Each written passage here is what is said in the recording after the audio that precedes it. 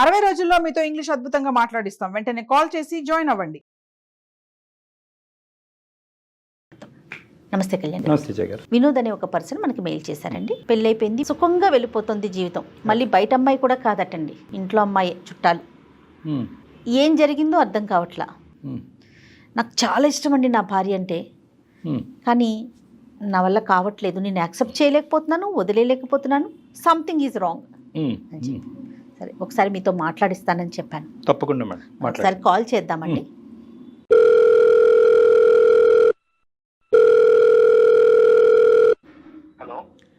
నమస్తే అండి, వినోద్ గారా? నేను జయానండి, సుమన్ టీవీ అందమైన జీవితం ప్రోగ్రామ్ నుంచి కాల్ చేస్తా ఉన్నాను. మేడం నమస్తే మేడం. నాతో పాటు డాక్టర్ కళ్యాణ్ చక్రవర్తి గారు ఉన్నారు. మీ సమస్యను ఒక్కసారి మాట్లాడతారా? చెప్తాను. Hello Vinod sir. నమస్తే సార్. నమస్తే నాన్న. ఏంటి నాన్న సమస్య? ఏ ఊరు మీది? సార్ మాది చిత్తూరు సార్. ప్రస్తుతం హైదరాబాద్ లోనే నేను పనిచేస్తున్నాను. Right, okay okay. చెప్పు నాన్న, ఏంటి సమస్య? సార్ నాకు పెళ్ళి 3 ఏళ్ళు అవుతుంది సార్. ఆ అమ్మాయి పేరు లాస్య సార్. తను పుట్టినప్పటి నుంచే నాకే పెళ్లి చేయాలనుకున్నాడు సార్, నాకు ఇచ్చే పెద్దవాళ్ళు. నాకు అంత చదువు అంత ఆపలేదు సార్. మీరేం చేస్తూ ఉంటారు? మీరేం చదువుకున్నారు? IT చేసేవాను sir. ఐటీఐ చదువుకున్నారు. ఆవిడ బీటెక్ చేసింది. సో తనకి నేనంటే ఇష్టము. సో మీరిద్దరైతే ఒకరికొకరు కావాలి అని అనుకున్నారు.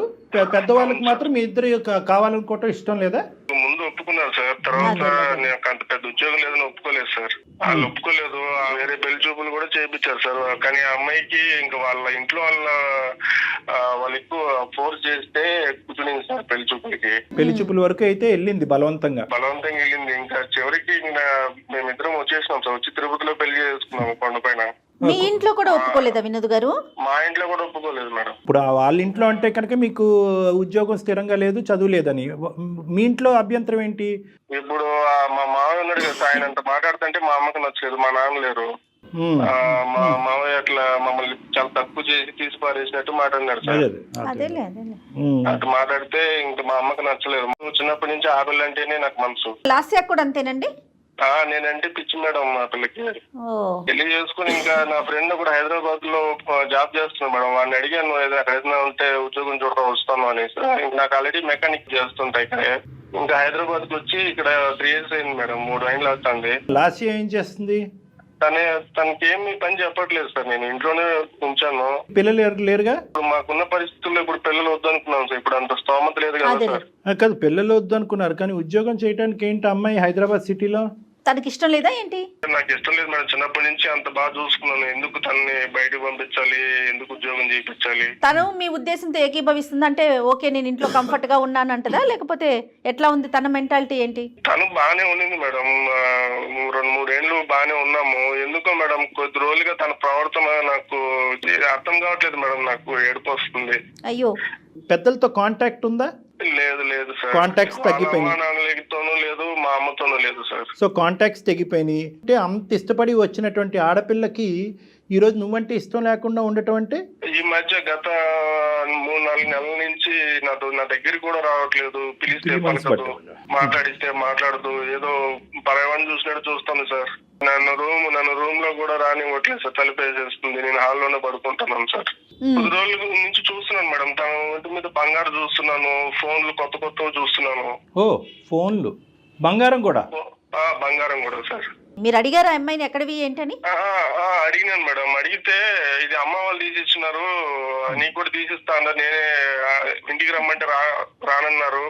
ఏదో చెప్తాను మేడం, సంబంధం లేకుండా. తల్లిదండ్రులు మళ్ళీ ఆ అమ్మాయిని స్వీకరించారన్నమాట అనుకోవాలి కదా. నాకు లేదు సార్. నేను ఒకసారి ఇంటికి వెళ్ళాను సార్. మా మామయ్య వాళ్ళ ఇంటికి వెళ్తే వాళ్ళు నన్ను అక్కడే అవమానించారు. ఇంట్లో కూడా రానివ్వలేదు. మేము ఇప్పుడు వచ్చాము, అంత అబద్ధాలు చెప్పి మళ్ళీ మా ఇంటికి వస్తావు, నువ్వు పోరా బయటికి అన్నారు సార్. ఈ అమ్మాయికి మరి వాళ్ళ అమ్మ వాళ్ళు ఇవ్వలేదండి? అదే మేడం నాకు అర్థం కాలేదు మేడం. అదే తను అడిగితే ఇది తనేమంటుంది, ఇది అమ్మ వాళ్ళు ఇచ్చినారు అంటుంది. వాళ్ళ ఇంట్లో ఏమో మేము తీసిలేదు అంటారు. ఈ సాగు పెట్టుకుని మళ్ళీ మా ఇంటికి వస్తావా, పోరా బయటికి అని వాళ్ళు నన్ను గెంటేసినారు సార్. సరే, ఇచ్చిన వాళ్ళు అయితే ఇచ్చామని చెప్పడంలో వాళ్ళెందుకు సంకోచిస్తారు కానీ? అంతే కదా సార్. అదే నాకు అనుమానం ఇచ్చి గట్టిగా అడిగినాను సార్ ఆ పిల్లని. అడిగితే ఏం చెప్పట్లేదు. కానీ తన ఫోన్ లో ఒక లవ్ సింబల్ వేసి ఒక ఫోన్ నెంబర్ ఉండే సార్. ఫోన్లు ఇవ్వటం ఆ అమ్మాయి చేతుల్లో కనిపించినాయి. తల్లిదండ్రులను ప్రశ్నించేటప్పటికి తల్లిదండ్రులు మేము ఇవ్వలేదు, నువ్వు వెళ్ళిపోరా, నువ్వు మా ఇంట్లో అడుగు పెట్టడానికి లేదని మిమ్మల్ని సాగరంపారు. ఇది కాకుండా మీకు వేరే అనుమానాలు ఏమైనా ఉన్నాయా? సార్ నేను ఎన్నిసార్లు మెకానిక్ షాప్ నుంచి చేస్తూనే ఉంటాను సార్. చాలా చేసినా సరే బిజీ వస్తూనే ఉంటాను సార్. ముందన్నా ఫోన్ నాకు చేసేది సార్ తనకి, ఇప్పుడు చేయట్లా. ఎప్పుడు చాటింగ్ లో ఉంటది నేను వచ్చినా సరే. ఓకే, కొంచెం చాట్ చేసుకుంటూ తనలో తను నవ్వుకుంటా ఉంటది. ఈ ఫోన్ బిజీ చాటింగ్ ఇంతకు ముందు ఉండేది కాదు 3 నెలల క్రితం? లేదు సార్, లేదు సార్, అసలు లేదు. ఇంకానన్నా ఇక్కడ ఇంటి దగ్గర ఒక షాప్ ఉంది సార్. ఆ షాప్ లో అతను మా షాప్ లో పనిచేస్తాడు. వాళ్ళు చెప్తున్నారు సార్, మీ వైఫ్ ని ఎవరో కార్ లో తీసుకుని వెళ్తున్నారు అది ఇది అని చెప్పి నమ్మలేదు సార్. ముందు నాకు ఇదంతా చూస్తే అనుమానం వచ్చింది. కార్లో నేను షాప్ కి వెళ్ళిన వెంటనే వెళ్తుందంట సార్ బయటికి. నేను షాప్ నుంచి వచ్చేసరికి వచ్చేస్తుందంట మళ్ళీ ఇంటికి. అంటే ప్రతిరోజు జరుగుతుందంటండి? రోజు వెళ్తుందంట మేడం. వాళ్ళు కనిపించినప్పుడు చెప్తున్నారు మేడం నాకు. సరే, ఈ 3 కలిపితే నీకు అనుమానం వస్తుంది. మరి అనుమానం వచ్చి నేను కూడా వెళ్ళాను సార్. ఒకసారి ఇంటికి వెళ్తే నా ముందే ఒకసారి కార్లో వెళ్ళింది. నీ కళ్ళతో కూడా చూసావు? వెనకాల వెళ్తే షాపింగ్ కి వెళ్తాంది, సినిమాకి వెళ్తాంది. నాకు తట్టుకోలేకపోతున్నాను సార్ నేను. ఎవరు ఆ పక్కన ఉన్నవాడు? ఎవడు అతను? ఎవరో తెలియదు సార్ నాకు కూడా. చివరికి అడిగేసినా సార్, మనసు చంపుకొని ఏదైతే అయింది అని చెప్పుకొని అడిగితే నీకు తెలియదు, నేను అనుమానిస్తున్నావు అని చెప్పి తిరిగి నన్నే అంటాను సార్. నీదే అనుమానం అంటుందా? నేను నా కల్లారా నేను చూసాను అంటుంటే కూడా నమ్మట్లేదు సార్. లేదు, నువ్వు ఎవరినో చూసినావు, నేను ఒక్కటే వెళ్ళాను, ఎవరితో వెళ్ళలేదు అని ఇలా నాతో వాగ్వాదాలు పెడతాను సార్. ఆ స్మార్ట్ ఫోన్లు ఏవో ఉన్నాయి కదా, ఒక 2-3 ఫోటోలు వీడియోలు తీయలేకపోయావు? కార్ నెంబరు మాల్లో అక్కడ తిరుగుతున్నప్పుడు సార్. వాళ్ళని చూడగానే అసలు నాకు కాళ్ళు చేతులు ఆడట్లేదు సార్. ఆ టైంలో నేను ఆడబెట్టుకుంటాను సార్. కానీ మీరు చెప్తున్నదంతా నిజమని మేము ఎలా నమ్మాలి అని అంటున్నా వినోద్. తనే చెప్తాను సార్. తర్వాత నేను అడిగే కొద్ది అవును నా ఫ్రెండ్ అని చెప్పింది సార్. తనే ఒప్పుకుంది. ఫ్రెండ్ అందా? ఒప్పుకుంది. నేను చాలా రోజులుగా అడిగితే అవును అని చెప్పి నాకే చెప్పేసరికి ఇంకేం చేయాలో అర్థం కావట్లేదు సార్. ఇట్లా మా అమ్మ వాళ్ళ దగ్గరికి పోలేను, ఇట్లా వాళ్ళ అమ్మ నాన్నని అడగలేను. ఫ్రెండ్ అయితే దానికంటూ ఒక లిమిటేషన్ లేదా ఒక గీత ఉంటుంది కదా. కానీ నువ్వు లేనప్పుడు ప్రత్యేకించి ఎందుకు వెళ్ళాలి? నీకు తెలియకుండా సీక్రెటివ్ ఈ కథను ఎందుకు నడిపించాలి? దాన్ని ఫ్రెండ్షిప్ అని ఎలా అంటాం మనం? నేను అది ఆ మాట అంటే నువ్వు అనుమానిస్తున్నావు, నేను అటువంటి తప్పు చేసే అమ్మాయిని కాదు. ఫ్రెండ్షిప్ కి మించి ఏం పెద్ద వాళ్ళిద్దరి మధ్యన జరగలేదు అని అందా ఆ అబ్బాయికి తనకి? అంటుంది సార్, అంటుంది. కానీ ఇప్పుడు నాకుంటది కదా సార్, నా భయాలు నాకుంటది కదా సార్. నాకేట దూరం. ఓకే, నీకు దూరం అయిపోద్దని ఇన్సెక్యూరిటీ ఉంటుంది. ఈ అబ్బాయి ఎవరు? తను ఎవరో నాకు కూడా తెలియదు. అడిగితే నీకు నా మీద నమ్మకం లేదా అని చెప్పి నన్నే. అయ్యో, బాధపడకండి వినోద్. లేదులే వినోద్, అడుగుదాం. మన ప్రయత్నం మనం చేద్దాం, మాట్లాడదాం. కళ్యాణ్ గారు, అమ్మాయితో మాట్లాడితే తన ఉద్దేశం ఏంటి, తినే తప్పుగా అర్థం చేసుకుంటున్నాడా లేదా ఏం జరుగుతుంది అనేది మనం తెలుసుకోవచ్చు. మీరు అన్నట్లుగా వినోద్, మీరైతే దేనికైనా సిద్ధంగా ఉండండి. నువ్వే కలుపు ఫోన్. చూద్దాం సార్, మీరు అమ్మాయితో మాట్లాడితే మీకు ఒక ఐడియా ఫామ్ అవుతుంది కదా. హలో, తిన్నావా? ఇందాకే చేసావు, మళ్ళీ ఎందుకు చేస్తున్నావు? ఎందుకంత కోపం నా మీద? నేను ఏం అడిగినా నిన్ను? పదే ఎందుకు కాల్ చేస్తున్నావు అంటున్నాను. మీరు కోపడకమే, నేను చెప్పేది నువ్వు ఎందుకు ఇన్ని రోజుల నుంచి తేడాగా ప్రవర్తిస్తున్నావు? నీకేమైనా అనుమానంగా నేను అనుమానిస్తున్నాను? నేను చెప్పు. ఇన్నిసార్లు కాల్ చేసి అనుమానించడం అని అంటారు కదా, ఏంటి నా మీద ఏంటి డౌటా నీకు ఇన్నిసార్లు కాల్ చేయడానికి? మరి ఎప్పుడు చేసినా బిజీ వస్తానే ఉంటుంది. ఇందుకు ముందన్నా నువ్వు నాకు వెనక్కి చేసేదాన్ని, ఇప్పుడు అది కూడా చేయట్లేదు కదా నువ్వు. నాకు బిజీ ఉంటే ఎవరు కాల్ తీయరు. నీకు నాతో మాట్లాడే ఇష్టం లేదు, నాకు అర్థమైపోయింది. ఒకసారి మాట్లాడతారంటే నీతో మాట్లాడు సార్. హలో అమ్మ, నమస్తే అమ్మ. నా పేరు డాక్టర్ కళ్యాణ్ చక్రవర్తి అమ్మ. సుమన్ టీవీ అందమైన జీవితం నుంచి మాట్లాడుతున్నాను. నాతో పాటు సీనియర్ యాంకర్ జయ గారు కూడా ఉన్నారు ఇక్కడ. చెప్పండి సార్. ఏం లేదమ్మా, వినోద్ మాకు ఈమెయిల్ పంపించాడు. చాలా బాధలో ఉన్నాడు. సడన్గా ఒక 2 to 3 months బట్టి మీలో ఒక మార్పు వచ్చింది. అతన్ని పెద్ద పట్టించుకోవట్లేదు, అతనికి పెద్ద ఇంపార్టెన్స్ ఇవ్వట్లేదని అతను చాలా లోన్లీగా ఫీల్ అయ్యి మాకు ఈమెయిల్ పంపించి, అసలు నా భార్య లాస్యలో మనసులో ఏముందో దాగుందో నాకు తెలియట్లేదండి. అతను అడగలేక అతను అడగవలసినటువంటి ప్రశ్నలు మా ద్వారా అడిగిస్తున్నాడమ్మా. ఇప్పుడు ఆయన అనుమానిస్తున్నాడు అని నేను అనడంలో తప్పులేదు కదా సార్? అంటే నాకు తెలియదమ్మా అసలు మీ ఇద్దరి మధ్యన లాస్ట్ 2 to 3 months బట్టి ఎటువంటి డిఫరెన్స్ ఆఫ్ ఒపీనియన్ వచ్చిందన్నది చెప్పమ్మా చాలా. అంతే. ఇప్పుడు మా ఇద్దరి పర్సనల్ లైఫ్ లో జరిగే విషయాలన్నీ మీకెందుకు షేర్ చేయాలి సార్ నేను? చిన్నప్పటి నుంచి బాగా ఇష్టపడి మీరిద్దరు ప్రేమించుకుని పెద్దలకి ఇష్టం లేకుండా పెళ్లి చేసుకున్నారు. ఈ సందిగ్ధ పరిస్థితుల్లోంచి మిమ్మల్ని ఇద్దరిని బయటకు లాగటానికి స్నేహితులు లేరు, కుటుంబ సభ్యులు లేరు. ఇప్పుడు అతను అనుమానిస్తున్నాడని నువ్వు బాధపడుతున్నావు, నా భార్య నాతో పాటు సహకరించట్లేదని అతను బాధపడుతున్నాడు. ఎవరికెళ్ళి చెప్పుకుంటారు మీరు? ఆ విధంగా అతను మాకు వచ్చి చెప్పుకున్నాడు కాబట్టి మేము ముందస్తు ఏంటంటే కొన్ని 100,000 మెయిల్స్ వచ్చినా కూడా అవన్నీ పక్కన పెట్టి ఈ అబ్బాయి చచ్చిపోతానంటున్నాడు, విపరీతమైనటువంటి శోభలో ఉన్నాడని చెప్పి మేము ఫోన్ చేసి ఓ సహాయకర చర్యగా మేము ముందుకు వచ్చాం. మీకెందుకు చెప్పాలి అంటే మేము ఏమీ మాట్లాడలేము తల్లి. అమ్మ, ఏదైనా సమస్య ఉన్నప్పుడు పరిష్కరించుకోవాలి కదా లాస్య. మీరు చదువుకున్న వాళ్ళు, మీ ఇద్దరి మధ్య సమస్య ఉంది, అందమైన జీవితం సుమన్ టీవీ డాక్టర్ కళ్యాణ్ చక్రవర్తి గారు ఉన్నారు అని చెప్పి తను ట్రస్ట్ చేసి మా దాకా వచ్చారు. ఫైనల్ గా నువ్వే అప్రిషియేట్ చేస్తావు చూడమ్మా. అది ఇప్పుడు నేను ఏం తప్పు చేశానండి అంతలా తీసుకొచ్చి చెప్పడం? నేను ఏం చేశానని చెప్పాడు, నేను ఆయన బాగానే చూసుకుంటున్నాను కదా. అమ్మా ఏం తప్పు చేసావు, తప్పు అనే మాట అనలేదమ్మా అతను. ఓకే, కొన్ని మంత్స్ నుంచి బాగుండట్లేదు అంటున్నారు కదా. ఫోను, మెసేజింగ్, చాటింగ్ ఇలాంటి వాటిల్లో బాగా బిజీగా ఉన్నావంట. ఎప్పుడు ఫోన్ చేసినా ఫోన్ ఎంగేజ్ వస్తుందంట. ఓకే, అతనికి ఇవ్వాల్సినటువంటి టైం ఫోన్కి ఇస్తున్నావంట, అదే ఫోన్లో అవతల ఉన్నటువంటి వ్యక్తికి. ఫ్రెండ్స్ ఉంటారు కదా, బిజీ ఉంటాను నేను. Okay, we have understood each other. నువ్వు కోఆపరేట్ చేయడానికి రెడీ అయ్యావు. కైండ్లీ టెల్ అమ్మా, పెళ్ళి అయినప్పటి నుంచి ఏం జరిగింది మీ ఇద్దరి మధ్యన? ఈ లాస్ట్ 3 years ఎలా ఉంది? ఈ మధ్యకాలంలో ఏమైంది? సార్ నేను వాడెవడు మన ఇద్దరి మధ్య? వాడెవడు చెప్పు, నేను అదే అడుగుతున్నా. నా ఫ్రెండ్ అంటున్నాను కదా. నేను ఏ ఫ్రెండ్షిప్ చేస్తే నీకెందుకు వచ్చింది బాగా? అరే నేనెవరు? నీ మొగుడిని కాదా? నేను అడగకూడదు, నాకు హక్కు లేదు. నాకు అది కదమ్మా, ఫ్రెండ్ అయితే కనుక మీ హస్బెండ్ కూడా ఫ్రెండ్ చెయ్యమ్మా. ఎవరికి తెలియనటువంటి గోప్యంగా ఉంచే ఫ్రెండ్ ఎందుకు అనుమానాలు దారి తీస్తుంది కదా. సార్ అతనికి నాకు ఎంగేజ్మెంట్ చేద్దాం అనుకున్నా. అదే ఇందాక వినోద్ చెప్పిన పెళ్లి చూపులు అతనితోనేనమ్మా? అవునండి, మా పేరెంట్స్ చేయాలనుకున్నారు. అప్పుడు నేను మా మామ మీద నాకు చాలా లవ్ అండ్ కేర్, అఫెక్షన్ చాలా ఉండే అప్పుడు. కాబట్టి నేను అప్పుడు అతను ఓకే చేయలేదు. నేను చెప్పాను నాకు ఆల్రెడీ ఉన్నారు, ఇంకా ఆయన చేసుకుంటాను, so that's why I cannot marry you అని చెప్పినప్పుడు we exchange our numbers. You wanted to continue as friends అమ్మా? As a good friends. ఎందుకంటే తనకి నా మెచ్యూరిటీ కానివ్వండి, తనకి నా బిహేవియర్ కానివ్వండి నచ్చింది. అందుకని హి సెడ్ మనం ఫ్రెండ్స్, గుడ్ ఫ్రెండ్స్ గా ఉంటే బాగుంటుంది అన్నారు. So I don't want to hurt him. అందుకని నేను ఒక గుడ్ ఫ్రెండ్ గా ఉంటున్నాను తనతో. 3 years పాటు మీ మ్యారేజ్ అయిన తర్వాత కూడా కంటిన్యూ అయిందా? అవునండి. పెళ్లి చూపుల్లో పరిచయం అయినటువంటి ఆ ఫ్రెండ్ ని మీ భర్తకి తెలియకుండా ఉంచవలసినటువంటి అవసరం ఏముంది? ఎందుకు మీ భర్తకి ఇంట్రడ్యూస్ చేయలేదు? మీ ఇంటి వరకు ఎందుకు రాలేదు? అది నా పర్సనల్ లైఫ్ కదండి. పెళ్ళయ్యాక పర్సనల్ ఏంటి తల్లి? పెద్దల్ని కాదనుకుని ముందుకు వచ్చినటువంటి మీ ఇద్దరు పర్సనల్ ఏంటమ్మా? నేనప్పుడు తను ఇష్టపడ్డప్పుడు అవును ఇష్టపడ్డాను, I like him, that's why I got married with. కానీ నా లైఫ్ ఎలా ఉండాలి, ఎలా డిజైన్ చేసుకోవాలి అప్పుడు నాకు తెలియదు. అప్పుడు నాకు తను నచ్చారు కాబట్టి అలా అనుకున్నాను. కానీ వాట్ ఈస్ లైఫ్ అనేది నాకు తనతో ఫ్రెండ్షిప్ వల్ల అర్థమైంది. అందుకని నాకు ఫ్రెండ్షిప్ ఇంపార్టెంట్ అయిపోయింది. మీ ఫ్రెండ్ కి మ్యారేజ్ అయిందా, పెళ్లి అయిందా? అయింది. అదేంటమ్మా, ఆవిడకి తెలుసా? తెలీదండి మాకు. ఇప్పుడు మేము బయటకి ఎంతో మంది ఎన్నో పర్సనల్ ఫ్రెండ్షిప్స్ పెట్టుకుంటారు, అన్ని చెప్పి పెట్టుకుంటారా పబ్లిక్ లో?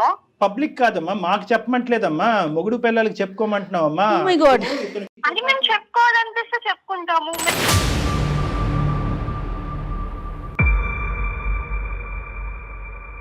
తను ఇక్కడే హైదరాబాద్ లోనే ఉంటారు కాబట్టి నాకు తనతో ఇంకా క్లోజ్నెస్, నాకు తన బిహేవియర్, తన way of living, life style అంతా నచ్చింది. ఇప్పుడు అవన్నీ మాకు తెలుస్తున్నాయమ్మా. ఇప్పుడు అతని స్థానం ఏంటి, నీ భర్త అయ్యే స్థానం ఏంటమ్మా? What is the problem with him? I don't have any problem with him. నేను తనతో ఉంటున్నాను కదండి. కేవలం మీది ఫ్రెండ్షిప్ ఏనా? దానికి మించింది ఏమన్నా ఉందా? మీకు ఎందుకు చెప్పాలండి అంటున్నాను. అమ్మ ఎందుకు చెప్పాలి అని అన్నా అదే మీనింగ్ వస్తుంది, చెప్పకూడదు అన్నా కూడా అదే మీనింగ్ వస్తుంది. సో నువ్వు చెప్పకుండానే ఏది చెప్పాలో చెప్పేశావు. ఇప్పుడు చెప్తే అని తెలుసుకొని ఏం చేస్తారు? ఎందుకు చెప్పు? ఇక్కడ నేను మొగుడు నీకోసం అన్ని వదులుకొని వచ్చినాను కదా. ఉన్నావు, ఏం చేసి పెట్టావు నాకు చెప్పు. ఏం చేసి పెట్టావు నాకు? ఏం కావాలమ్మా నీకు? ఏం కావాలి చెప్పు. నాకు కావాల్సిన లగ్జరీ లైఫ్ నాకు లేదు.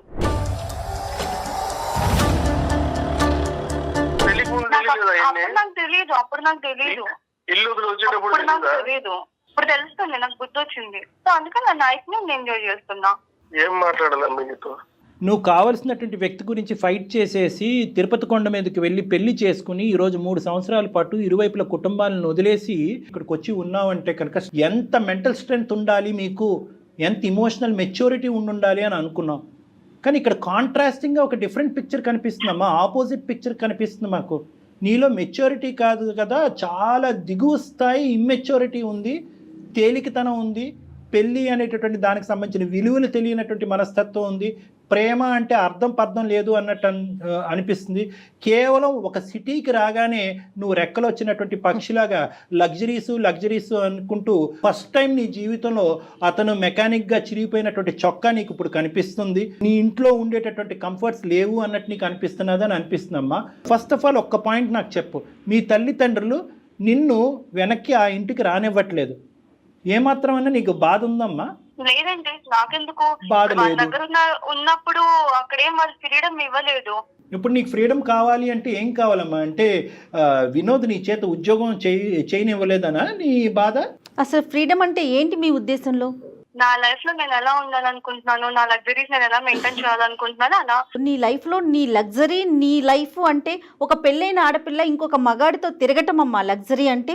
అందరూ అలాగే ఉంటున్నారు మేడం. అందరి సంగతి నీకెందుకమ్మా, సమస్య నీ దాకా వచ్చింది. మాట అనే హక్కు లేదు. నీ జీవితం ఏంటి అనేది నువ్వు మాట్లాడుకో అమ్మా. అందరూ ఎక్కడున్నారమ్మా? నీ వయసు ఎంత, నీ అనుభవం ఎంత? నేను మేజర్ కాబట్టి. నువ్వు మేజర్ అయినా కూడా 10 times మైనర్లో ఉన్నావు నువ్వు. ఇక్కడ ఒకటే పాయింట్, నా జీవితం అనేటటువంటి మాట ఎప్పటి వరకు అంటే కనుక నువ్వు బ్యాచులర్గా ఉన్నంతసేపు, మీ ఊర్లో ఉన్నంతసేపు, మీ అమ్మ నాన్న దగ్గర పెరిగినంతసేపు. పెళ్ళి అయిన తర్వాత మీరిద్దరూ కలిసి ప్రయాణం చేస్తున్న తర్వాత ఇద్దరు టోటల్గా ఒక నమ్మకంతో, ఒక ట్రాన్స్పరెన్స్తో పెరగాలి అనేటటువంటి ఉద్దేశంతోనే పెళ్ళి అనేటటువంటి ఒక బంధం ఏర్పడింది. నా అనే మాటలో మన అనేటటువంటి పదం కూడా రావాలి. నీ భర్తకు తెలియకుండా ఇలా ఈ విధంగా నువ్వు ప్రవర్తించడం అనేటటువంటిది నీకు ఇష్టమేమో కానీ, but you're bound to answer to him. అతనికి సమాధానం చెప్పవలసినటువంటి రైట్ నీకుంది. ఎందుకంటే నువ్వెంతైతే అతను నమ్ముకుని పారిపోయి వచ్చేసావో, అతను కూడా నిన్ను నమ్ముకుని వచ్చేసాడు. నీ తల్లిదండ్రులు ఫస్ట్ నిన్ను ఆపారు. నువ్వు బీటెక్ చదివేవమ్మా, వాడు మెకానిక్, ఐటీఐ మధ్యలో ఆపేశాడు. వద్దు అమ్మ అంటే కనుక నోనో నాన్న వాడే కావాలి, ఐ వాంట్ హిమ్ అని చెప్పుకుంటూ అతను వెనకతలు తోకలాగా పరిగెట్టుకుని వచ్చావు. అప్పుడే మీ తల్లిదండ్రుల యొక్క మాట విని గుడ్ బై చెప్పి ఉంటే కనుక అతను ఎవడో ఇంకో అమ్మాయిని చేసుకుని హ్యాపీగా ఉండేవాడు. ఈరోజు ఇక్కడ పెద్ద ఫెయిలియర్ ఎవరిదో తెలుసా? నీదే వినోద్. నీ ఫెయిలియర్ ఎక్కడో ఊడిపడినటువంటి ఆడపిల్ల కాదు, అరేంజ్డ్ మ్యారేజ్ కాదు, మీ కుటుంబంలోనే పుట్టి పెరిగినటువంటి ఒక ఆడపిల్ల యొక్క సైకాలజీ, మెంటాలిటీ నువ్వు ఆవగింజంతా కూడా అసెస్ చేయలేకపోయావు. నోట్లో వేలు పెట్టుకునే పిల్లోడు కూడా అసెస్ చేస్తాడు, ఈ అమ్మాయికి మెంటల్ మెచ్యూరిటీ లేదు, గాలివాటం, గాలి ఎటువైపు వేస్తే అటువైపు కొట్టుకుపోయేటటువంటి రకం. వాడి పిల్లం వచ్చి ఈ అమ్మాయి జుట్టు పట్టుకుని నేలకేసి కొడుతుంది. ఆ రోజు ఈ అమ్మాయికి తెలిసి వస్తుంది, దిస్ ఈస్ కామన్, ఇది fair, what is wrong, where is freedom, ఈ ఇంగ్లీష్ టెక్స్ట్ బుక్లో ఉన్న పదాలన్నీ వాడేస్తుంది కదా. ఈ అమ్మాయికి సరైనటువంటి పనిష్మెంట్ ఇప్పుడు వరకు తగల. లవ్ మ్యారేజ్ అయినా కూడా పేరెంట్స్ క్షమిస్తారు. అరే ఏముందిలే, మన ఆడపిల్ల ఎక్కడో ఎలా ఉందో, మన ఇంట్లో మనిషిని చేసుకుంది, పండగకు పిలుద్దాం, పబ్బానికి పిలుద్దాం. 3 years పాటు ఈ అమ్మాయిని ఇప్పటికి కూడా గడప తొక్కనివ్వలేదు అంటే కనుక ఈ అమ్మాయి మొండి వైఖరి వాళ్ళు మొదటి నుంచే స్టడీ చేసి ఈ రోజు వచ్చినటువంటి అమ్మాయి మళ్ళీ మన ఇంట్లో ఏం పెంట పెడతాది రా బాబు, ఎక్కడుంటే అక్కడే ఉన్నాయి అని చెప్పి ఆ అమ్మాయికి దండం పెట్టి నీ నెత్తి మీద పెట్టి వదిలేశారు. ఈ గుడిబండను తెచ్చుకుని నీ నెత్తి మీద పెట్టుకున్నాను. సార్ పెళ్లికి ముందు ఇట్లా లేదు కదా సార్. నేనంటే ప్రాణం అనింది, నేనంటేనే ఇష్టపడింది, ఎక్కడైనా తీసుకెళ్ళిపోమావయ్యా అనింది. లేదు, నువ్వెవరితో నన్ను ఉన్నావని నేను వచ్చి చూస్తున్నానా? లేదు కదా. నన్ను నువ్వే ప్రతిదానికి వెనకొచ్చి ఎంక్వైరీ చేస్తున్నావు. నేను చేస్తున్నాను. అమ్మ కనిపించేటటువంటి వాటి గురించి మాట్లాడదాం అమ్మ. నువ్వు ఫోన్ చేసినప్పుడు అతను ఫోన్ ఎంగేజ్ రాలేదు, నువ్వు మెసేజ్లు పెట్టినప్పుడు అతను తిరిగి మెసేజ్లు పెడుతున్నాడు. ఏ టైం వచ్చినప్పుడు ఎప్పుడు వెళ్ళినా కూడా ఆ మెకానిక్ షాప్లో స్క్రూలు బిగించుకుంటూ కూర్చున్నాడు. నువ్వేమో వచ్చి కారుల్లో తిరుగుతావు కదా. అతను ఏమన్నా కార్ల మీద తిరిగాడా? నీకు ఆల్రెడీ పెళ్ళయింది, అక్కడ అడ్డంగా దొరికేంత ఆల్రెడీ అతనికి పెళ్ళైపోయింది, అతనికి ఒక భార్య ఉంది, మీది ఒక ఫ్రెండ్షిప్, దానికి ఒక గొప్ప పదం. ఈ పదాలు ఎక్కడ దొరుకుతున్నాయో భగవంతుడా, దాన్ని తీసుకొచ్చి పెట్టేసుకున్నావు. దాన్ని ఎక్కడి దాకా తీసుకెళ్తావు? మ్యారేజ్ అనేది ఒక ఆప్షన్ అంతే కదండి. ఇప్పుడు ఎవరికి నచ్చిన వాళ్ళు పెట్టుకుంటారు కదా. అవునా, అదొక ఆప్షన్. నచ్చిన డేస్ ట్రావెల్ చేస్తారు, లేకపోతే వదిలేస్తారు. దానికి ఎందుకు ఇంత? ఈ నిర్వచనాలు మాకు దయచేసి చెప్పద్దు. Marriage is an option, A B C ఇలాంటివన్నీ మాకు అనవసరం. మేము ఇంకా అంత పోస్ట్ కల్చర్ లో లేమమ్మా. కేవలం ఇది ఒక గుట్టుగా ఉన్నంత సేపే ఈ మాట తీరు. ఇదే పంచాయతీ ఓపెన్గా నీ బాయ్ ఫ్రెండ్ వాళ్ళ భార్య వాళ్ళ కుటుంబ సభ్యుల మధ్యన పెడదామా రేపు మధ్యాహ్నం? రెడీనా నేను రెడీ. మీరు? పెడదామంటే నేను రెడీ. నేను మళ్ళీ చెప్తున్నాను, ఆ. మా పర్సనల్ లైఫ్ లోకి ఇన్వాల్వ్ అవ్వను అని అవుతున్నారు మీరు. తప్పదమ్మా, తప్పదు. నువ్వు ఎందుకంటే మాకు నేర్పించేస్తున్నావు ఇక్కడ. తను వాళ్ళ వైఫ్ తో హ్యాపీగా లేడేమో. వాళ్ళ వైఫ్ తో అతను హ్యాపీగా లేడేమో, అందుకని నాతో ఫ్రెండ్షిప్ చేస్తున్నాడు అంటుంది. అమ్మ పిచ్చికి కూడా హద్దు ఉందమ్మా. అమ్మ నువ్వు మాట్లాడేటటువంటి అన్ని పిచ్చి మాటలు, ఇమ్మెచ్యూరిటీతో కూడినటువంటి మాటలు. మరి వాళ్ళ వైఫ్ మరి తిని ఎక్కడికి వెళ్తున్నాడు, ఏం చేస్తున్నాడు అవన్నీ ఎందుకు చూడట్లేదు కదా. ఇప్పుడు ఈయన చూస్తున్నారు కదా, అవును అబ్జర్వ్ చేస్తున్నారు, ఆవిడ అబ్జర్వ్ చేసుకోవట్లేదు కదా. ఇలాంటి వాటికని మేము సమాధానాలు చెప్పము, ఎందుకంటే కనుక ఆ అమ్మాయి నమ్మకంతో ఉంది కాబట్టి ప్రశ్నించట్లేదు. డాక్టర్ గారు అసలు ఈ అమ్మాయితో కంటిన్యూ చేయటమే తప్పండి. ఇప్పుడు మాట్లాడిన ఇంతసేపులో ఎక్కడైనా అనిపిస్తోందా ఈ అమ్మాయిలో మనం మార్పు తీసుకురావచ్చు, మీరు ఒక్క నిమిషం. కూర్చొని మాట్లాడితే అనే థాట్ అమ్మా. మీకు వస్తుందండి? చెప్పండి. ఎందుకంటే నేను చివరి వరకు వదలనమ్మా, కాబట్టి నా నమ్మకం నాది కాబట్టి ఒక్క ప్రయత్నం చేస్తున్నాను. దయచేసి వినమ్మా. చెప్పండి sir. Life is a very big ocean అమ్మా.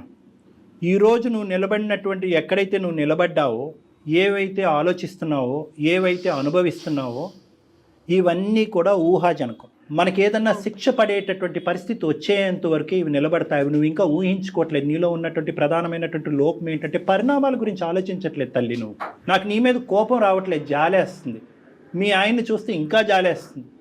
ఈ కొత్తగా కనిపించినటువంటి వ్యక్తి నీకు దేవుళ్ళలా కనిపిస్తున్నాడు, ఎల్లకాలం నిలిచిపోతుంది అని అనుకుంటున్నావు. ఈ స్వర్గం ఎల్లకాలం నిలవదు అని ఒక్క మాట చెప్పాలి అని అనుకుంటున్నాను. నీకు ఈ సోకాల్డ్ స్వర్గం ఏదైతే నువ్వు ఆ అబ్బాయితో పాటు నువ్వు అనిపిస్తున్నావో ఇది ఎల్లకాలం నిలబడదు. ఆ అమ్మాయికి తెలిసి వస్తే కనుక మీ ఇద్దరిని రోడ్డుకి ఇచ్చేటటువంటి పరిస్థితి వస్తుంది. ఇప్పటికి కూడా భగవంతుడు నీకు ఒక అవకాశం ఇచ్చాడు అందమైన జీవితం ద్వారా. ఎప్పుడు ఉంటామో ఎప్పుడు పోతామో తెలియదు కదా సార్, అందుకని. చెప్పు. నా మాట ఒక్కసారి వినమ్మా. ఇప్పుడు నాకంటూ ఎవరు లేరు, నువ్వు తప్ప. నీకంటూ ఎవరు లేరు, అదే కదా మేడం, నేను తప్ప.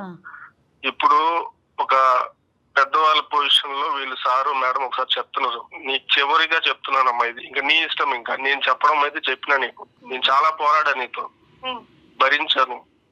నేను ఎంతగాని భరించగలనమ్మా. నేను కూడా ఇంకా నాతోడు కూడా కాదమ్మా, నీ ఇష్టం. ఇంకా నేను అనుకున్న లైఫ్ తీసుకొచ్చి ఇవ్వగలవా?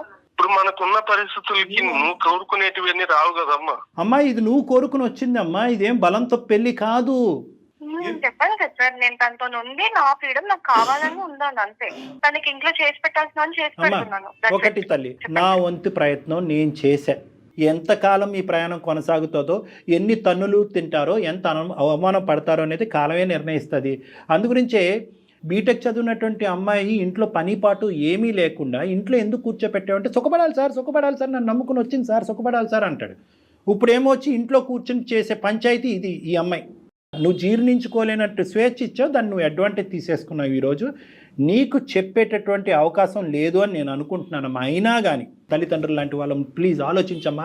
ఇదన్నా అనుకో, అక్కడ మనస్సాక్షి అనేది ఒకటి ఉంటుంది వినోద్కి. అది అంటది, ఒరే ఏంద్ర బాబు పైపైన కడిగి ఇచ్చేస్తున్నారు ఈ ఇస్త్రీ, ఎంగిలి విస్తరిని, మళ్ళీ అందులోనే నిన్ను భోంచేయమంటారు, వద్దురా బాబా నీ. అతని మనస్సాక్షి అతన్ని అంటది. కాబట్టి నీలాంటి వ్యక్తితో అనుక్షణం ఇలా కాపాడుకుంటూ ఫోన్లు చేస్తూ ఈ మెకానిక్ షెడ్లో ఉన్నంతసేపు ఇక్కడ ఇంట్లో ఏం చేస్తున్నావు అని అనుకుని అతను బ్రతకటం వ్యర్థం. వినోద్ ఏం చేద్దాం చెప్పండి. వినోద్ మీ ఒపీనియన్ చెప్పండి. మేడం నేను చెప్పాల్సినంత చెప్పాను మేడం తనకి. ఆ అమ్మ ఒప్పుకుంటే నేను ఇప్పుడు కూడా సిద్ధమే మేడం. కానీ తను ముందులానే ఉంటానంటే నేను కూడా ఎలా ఉండగలుగుతాను madam? Last and final question Lasya, అన్నీ వదులుకుని పద్ధతిగా జీవించేటటువంటి ఆలోచన నీకుందా? ఈ పిచ్చి పిచ్చి పనులన్నీ ఆపేసి అప్పుడే వినోద్ నీతో ప్రయాణం చేస్తాడు, లేదంటే గుడ్ బై అంటానికి రెడీగా ఉన్నాడు. ఏమంటావు? You don't have interest in this marriage or that person? Vinod. You don't have interest in Vinod, so you have interest in that person. మీ ఇద్దరి మధ్యన ఒక పనికిరాని ఒక అక్రమ సంబంధం డెవలప్ అయ్యింది. పెళ్లి చూపులు కాస్త ఒక అక్రమ సంబంధం కింద బ్యాక్గ్రౌండ్లో కంటిన్యూ అయింది. ఇది మాట్లాడకుండా ఏవేవో మాట్లాడుతున్నావు ఏంటి నువ్వు? మీకు మేము చేతులు జోడించి బతిమాలాలా? అమ్మ తల్లిదండ్రులు లాంటి వాళ్ళు మారమ్మా, నీకు పరుగు పోతుందమ్మా, కుటుంబం రోడ్డు మీకు వస్తుందమ్మా అని చెప్పి నిన్ను బతిమాలాలా? వద్దమ్మా, నీకు ఇవ్వాల్సినటువంటి టైం చాలా ఇచ్చాము. వినోద్, ఇటువంటి అమ్మాయిని నువ్వు ఆలోచించకుండా, తెలివితేటలు లేకుండా, అసెస్ చేయకుండా పరిగెట్టుకుంటూ వెళ్ళి పెళ్లి చేసేసుకున్నావు. ఇప్పటికైనా మీ ఇద్దరి మధ్యన పిల్ల జల్లా ఎవరు లేరు కాబట్టి, ఎటువంటి బాధ్యత బరువు లేదు కాబట్టి ఇప్పటికైనా సంతోషంగా సుఖంగా గుడ్ బై చెప్పేసి ఆ అమ్మాయికి నీ జీవితం ఏంటి అన్నది నువ్వు బతుకు. ఆ అమ్మాయి కంటే ఇలా వదలటం, ఎక్కడికక్కడ కట్ చేయటం అలవాటే. అక్కడ తల్లిదండ్రులు కట్ చేసింది, ఇప్పుడు నిన్ను కట్ చేసింది, రేపు ఆడి దగ్గరికి వెళ్తుంది, ఆడిని కట్ చేస్తుంది. డెఫినెట్ గా ఈ అమ్మాయి జంపింగ్ జాకులు అంటారు వీళ్ళని. లాస్య చాలా సంతోషం అమ్మా, ఇంతవరకు మాతో మాట్లాడినందుకు, నీలాంటి ఒక గొప్ప వ్యక్తితో మాట్లాడినందుకు. మధ్యలోనే నేను చెప్పాను డాక్టర్ గారికి ఇది వర్కౌట్ అయ్యే విషయమే కాదని. పాపం ఆయనే లేదు లేదు అని మాట్లాడుతూ ఇక్కడ దాకా వచ్చారు. చాలా సంతోషం తల్లి. నమస్తే. పెట్టేసే తల్లి ఫోన్. ఎప్పుడో చెప్పాను కదా, independent women and free bird అని. Bye ma'am. Oh my god. మనం మీకు నేను మధ్యలోనే అన్నాను కదా డాక్టర్ గారు, కానీ మీరు ఏమన్నారు? లేదు జయ గారు ఒకసారి మాట్లాడదాం, ఇంకొంచెం మాట్లాడదాం అన్నారు కదా. ఆ అబ్బాయి గురించి మేడం, ఆ అబ్బాయి గురించి మీరు ఆలోచించారు. తను చాలా డిస్టర్బ్డ్ క్యారెక్టర్ అండి. తనకేం చెప్తారో చూడండి కళ్యాణ్ గారు. వినోద్, ఇప్పుడు నువ్వు హ్యాపీగా ఉండాలి, అర్థమైందా? సార్ స్టార్టింగ్లోనే చెప్పాను, చేదైనటువంటి నిజాలు నీకు వినిపిస్తాయి. ఇది కేవలం ఫ్రెండ్షిప్ కాదు, దానికి మించింది అంటే కనుక ఆ అమ్మాయి అసలు మొండిగా హ్యాపీగా ఒప్పుకుంది. ఇప్పుడు ఏమొచ్చి వెళ్ళిపోతానికి రెడీయా అంటే కనుక హ్యాపీగా వెళ్ళిపోతాను నేను, ఫ్రీ బర్డ్ అంది. ఇన్ని రోజులు ఇంత దాచిపెట్టిందా సార్? అది ఎగిరి ఎగిరి ఇంకో పంజరంలో చిక్కుంటుంది, అది గుర్తుపెట్టుకో. ఇంకొకటి కూడా నేను చెప్తున్నా, నువ్వు హ్యాపీగా ఉండటం అనేది ఎంత ఇంపార్టెంటో మొండిగా ఉండటం కూడా అనేది అంత ఇంపార్టెంట్. ఆ అమ్మాయి అక్కడ ఇక్కడ ఆ పెంట ఈ పెంటలోకి వెళ్ళి అన్ని ముళ్ళు గుచ్చిపించుకుని మళ్ళీ తలుపు కొడతాయి, తీరానైనా నేను లోపలికి వస్తాను. అక్కడ కూడా ఈ అమ్మాయికి అవకాశం ఇవ్వకుండా ఉండేటటువంటి మొండి ధైర్యం నువ్వు పెంపొందించుకోవాలి. హైదరాబాద్లో ఒంటరిగా ఉండద్దు. ఏం చేసుకున్నా కూడా నీ కుటుంబంతో పాటు నువ్వు హ్యాపీగా ఉండొచ్చు. ఆ ఇరువైపుల కుటుంబాలకి మొత్తం కథంతా చెప్పు. మళ్ళీ ఏ మొక్కం పెట్టుకుని వెళ్తాం సార్ ఇంటికి? ఏం తప్పు చేసావని నాన్న? నువ్వేం నువ్వేం చేయలేదు. తప్పు చేసావు? నచ్చినటువంటి అమ్మాయితో ప్రయాణం మొదలు పెట్టాలని ముందుకు వచ్చావు. ఆ అమ్మాయి మధ్యలోనే గుడ్ బై చెప్పింది. నీకు ఈ టైంలో ప్రధానంగా కావాల్సింది ఒక సపోర్ట్ కావాలి, ఒక ఇమోషనల్ సపోర్ట్ కావాలి. నా అనేటటువంటి ప్రేమించేటటువంటి వాళ్ళు కావాలి. కావాలంటే మీ తల్లిదండ్రులతో కానీ మీ ఫ్యామిలీ మెంబర్స్తో కానీ డాక్టర్ గారు మాట్లాడతారు. మీకు అలాంటి ఇబ్బంది ఏదైనా ఉందంటే ఒక్కసారి కౌన్సిలింగ్ కూర్చుందాం. అలా కూర్చుందాం. ప్లస్ మీరు లీగల్ అడ్వైస్ కూడా తీసుకోవాలి. ఎస్, ఒక లాయర్ని కలవాలి, ఒక అడ్వకేట్ని కలిసి నెక్స్ట్ స్టెప్ ఏమేయాలి అనేది ఆలోచించాలి. కానీ at the end of the day ఈ రోజు నీకు చేదుగా బాధగా అనిపించేటటువంటి ఈ నిజం భవిష్యత్తులో నీకు చాలా సంతోషాన్ని ఇస్తుంది. ఏమాత్రం కంగారు పడమాకండి, దిగులు పడకండి, ధైర్యంగా ఉండండి. ఒక్కసారిగా కొద్దిగా కష్టంగా ఉంది సార్, కానీ నేను స్ట్రాంగ్ అవుతాం. ఓకే నాన్న. మోరల్ సపోర్ట్ కి డెఫినెట్ గా మేము ఉంటాం ఎప్పుడు కూడా. Okay, thanks madam. రైట్ నాన్న, రైట్. Thank you. తను యాక్సెప్ట్ చేయలేకపోతున్నాడు అంతే. ఆబ్వియస్లీ మేడం, కొద్ది గొప్ప అమ్మాయి కౌన్సిల్ చేయడానికి ట్రై చేసింది. ఎందుకు అంటే కనుక ఆ అమ్మాయి భవిష్యత్తు గురించి కాదు, ఈ అబ్బాయి భవిష్యత్తు అంతే కదా డాక్టర్ గారు. ఇప్పుడు ఇలాంటి వాళ్ళ జీవితాలు ఇక అలా కంటిన్యూ అవటమేనంటారు? ఎక్కడైనా వెనక్కి వస్తారా? నేను చెప్పాను కదా మేడం ఇందాక, పరిణామాలు ఆలోచించకుండా ముందుకు వెళ్ళిపోయేటటువంటి వాళ్ళు శిక్ష పడినప్పుడు రియలైజ్ అయ్యి మళ్ళీ వెంటనే వచ్చేస్తారు. అప్పుడు పడుతుంది, అమ్మాయికి తొందరలో పడుతుంది. ఫస్ట్ తలుపు తట్టేది ఈ అబ్బాయిని. మళ్ళీ అదే పీక్ స్టేజ్కి వెళ్ళిపోతారు కదండి. ఖచ్చితంగా ఆ అమ్మాయి వస్తుంది, వెనక్కి వస్తుంది, ఒక బాధతో వస్తుంది, దుఃఖంతో వస్తుంది. నువ్వు తప్ప నేను ఎవరు లేరు నా జీవితంలో లేదు.